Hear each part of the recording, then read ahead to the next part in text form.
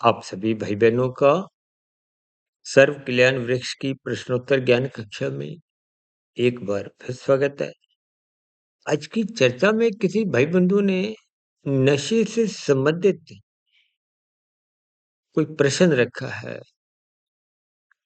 अब उन भाई बंधु से मैंने भी नहीं पूछा और उन्होंने स्वयं भी बताया नहीं कि वो किस प्रकार का नशा करते हैं। देखिए, नशा कोई भी हो, किसी भी रूप में हो, ये सदा ही नाश की ओर ले जाता है। देखिए, शब्दों के स्तर पर भी जैसे हम अक्सर अपनी चर्चाओं में देखिए लाभ और लोभ को एक समान स्थितियों में उसकी मात्रा देखिए, लाभ को आप 2 बार लिखोगे और दूसरे लाभ की स्थिति के ऊपर जब आप मात्रा डालते हो तो वो लाभ ही लोभ बन जाता है। यानी कि जब अधिक लाभ कहो, संख्या में, मात्रा में वृद्धि को हो, वो लोभ शब्द बन जाता है। उसी शब्द से ही आप ये नशा को देखिए, नशा शब्द के साथ ना शब्द और फिर शा शब्द में 2 मात्राएँ हैं और नशा का ही देखिए वो शा की एक मात्रा ना के बाद लगा दो तो ये शब्द बन जाएगा नाश। देखिए, ये सभी स्थितियाँ मात्र समझने के लिए इनके दार्शनिक भाव समझिए ताकि आपके जीवन में ये नशा करते समय जो इसकी नाश होने की जो एक मंजिल के करीब आप पहुँचते जा रहे हो, उस परिणाम को, उस नाश की स्थितियों को, उस दुखदायी स्थितियों को, उन अधोगति की स्थितियों को, कि किसी भी प्रकार के परिणाम को आप आरंभ से ही आपको बोध होना लगेगा। तो निश्चित रूप से आरंभिक स्तर पर तो देखिए, मानसिक स्तर पर आप बार-बार इन बुराई से, नशे से बचने लगोगे। ये तो आपने जब प्रश्न किया है, तो निश्चित रूप से इस नशा से आप स्वयं अपने आप में भी मानसिक स्तर पर तो दुखी हो, लेकिन वो जो नशे के पदार्थ को हो या नशे की स्थितियाँ वो गहरे तल पे पहुँच चुकी हैं। देखिए, स्थूल शरीर के स्तर पर आदतें बुरी बन जाती हैं। यही बुरी आदतें जब मन बुद्धि की स्थितियों में अपना स्थान बना लेती हैं, तो स्थितियाँ और गंभीर होती हैं, स्वभाव बन जाता है। और यही मन बुद्धि से फिर जब कारण शरीर में स्थितियाँ पहुँच जाती हैं, तो वो संस्कार बन जाती है। देखिए, संस्कारों को कभी भी आपने हल्के में नहीं लेना, क्योंकि संस्कार अक्सर मैं अपनी चर्चाओं में कहता हूँ ना, एक अच्छा संस्कार बनाने में पूरा जीवन छोटा पड़ जाता है। एक बुरा संस्कार देखिए, ये आते बहुत आरंभिक स्तर पे हैं और बुराई का तो देखिए मन बुद्धि के स्तर पर जुड़ाव होता है, इसलिए ये जल्दी अपना स्थान मन बुद्धि में बना लेते हैं। जबकि सत्संग की स्थितियां आरंभिक स्तर पर बेमन से होती हैं, मन बुद्धि जुड़े नहीं होते, यानी कि अच्छाई का प्रवेश इंद्रियों के स्तर तक ही सीमित रहता है, जबकि बुराई का प्रवेश चाहे वो नशा हो या किसी भी प्रकार की देखिए बुराई हो, यानी कि नाश की स्थितियां जल्दी बनती हैं।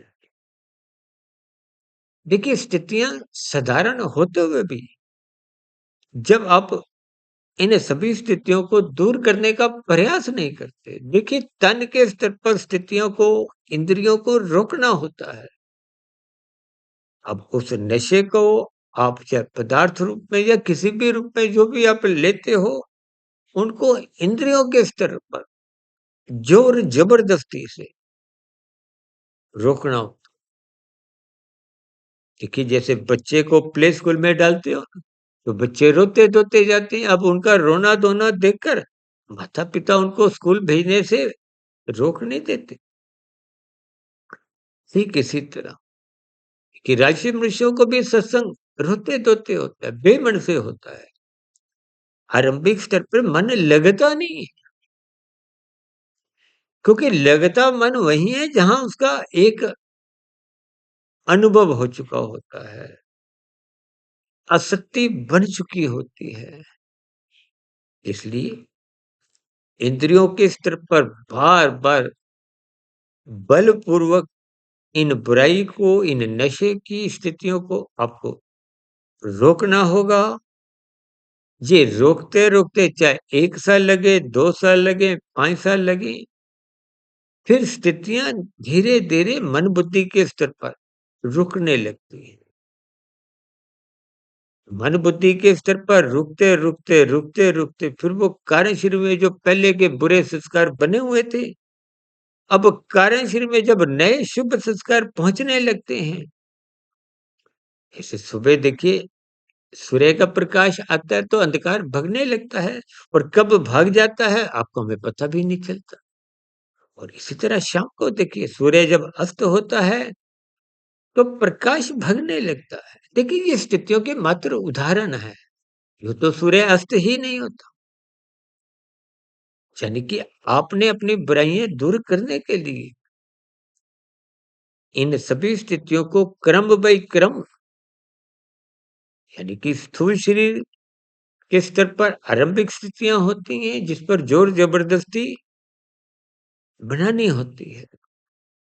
फिर ये सभी स्थितियां मन बुद्धि के स्तर पर निरंतर चलते चलते फिर वो शुभ संस्कार बनते जाते हैं। वो जब मजबूत हो जाते हैं, यानी कि जब वो बुरे संस्कारों पर विजय पा लेते हैं, तो वो स्थितियां हमारे जीवन में सात्विक बनती है। ऐसी सात्विक स्थितियां देखिए मैंने तो 1 डेढ़ 2 मिनट में ही बना दी। लेकिन मैंने आरंभ से ही कहा कि इन सभी स्थितियों को बनाने में पूरा जीवन भी छोटा पड़ जाता है। लेकिन इन सभी स्थितियों को आपने अपने प्रयासों द्वारा निरंतर करते रहना। चाहे जीवन भी समाप्त हो जाए, तो आपकी हमारी यात्रा रुकती नहीं है। तो फिर ऐसी स्थितियों में महात्मा की प्रकृति की कर्मफल सिद्धांत की व्यवस्था के अनुसार आपकी हमारी जो एक स्थितियाँ हैं, वो फिर उतने स्तर पर बिगड़ते नहीं हैं, अधोगति की स्थितियों से भी अब हम बच जाते हैं, क्योंकि आपने उस बुराई का खात्मा करने के लिए, समाप्ति के लिए अपने स्थूल शरीर के स्तर पर, मानसिक स्तर पर यानी कि सूक्ष्म शरीर के स्तर पर प्रयास करना आरंभ कर दिया। क्योंकि परमात्मा प्रयासों को देखते हैं और परमात्मा की व्यवस्था में ही प्रकृति, कि प्रकृति तो एक जड़ है। देखिए इन सभी स्थितियों को परमात्मा की प्रेरणा से, गुरुओं के आशीर्वाद से, ब्रह्म मुहूर्त समय विशेष में मैंने कुछ प्रकाश डाला है। इन सभी स्थितियों पर आप भी चिंतन करें, बुराई समाप्त करने की दिशा की ओर आप भी अपनी दिनचर्या व्यवस्थित करें। ब्रह्म मुहूर्त में उठने का निरंतर अभ्यास अपना संस्कार बनाएं, ताकि दिन में राजसी स्थितियां बिगड़ने ना पाए, ताकि बिगड़ी हुई राजसी स्थितियां फिर आपको में तमोगुण में गिरने का तो फिर प्रश्न ही नहीं उठता। इन सभी स्थितियों को आपने हमने क्रमबद्ध तरीके से समेटे हुए अपने जीवन को अनुशासित करना। ऐसी सभी अनुशासित सात्विक शुभ स्थितियां के जीवन में भी बने, ताकि ये नशे की स्थितियां, तामसी स्थितियां, निंदक स्थितियां के जीवन में समाप्त हो। इन्हीं शुभकामनाओं के साथ आज की चर्चा विशेष को यहीं विश्राम देते हैं। कल सुबह ब्रह्म मुहूर्त ज्ञान उपदेश कक्षा में फिर मुलाकात करेंगे। तब तक आप अपने आध्यात्मिक मित्र सुधीर भाटिया फकीर को इजाजत दें। आपके मन में भी कोई नया प्रश्न हो या आज के प्रश्न से संबंधित कोई नई चर्चा हो या मेरी कही गई बातों पर आपकी कोई किंतु परंतु की स्थितियां हो, कोई शिकायत हो, आपत्ति हो या आपके मन में कोई एक सुझाव हो, इन आध्यात्मिक चैनलों के प्रति, तो आपके प्रश्नों का, सुझावों का और शिकायतों का नीचे दी गई कमेंट्स बॉक्स पर सदा ही स्वागत है। चर्चा विशेष को ध्यानपूर्वक सुनने के लिए आप सभी भाई-बहनों का बहुत-बहुत धन्यवाद।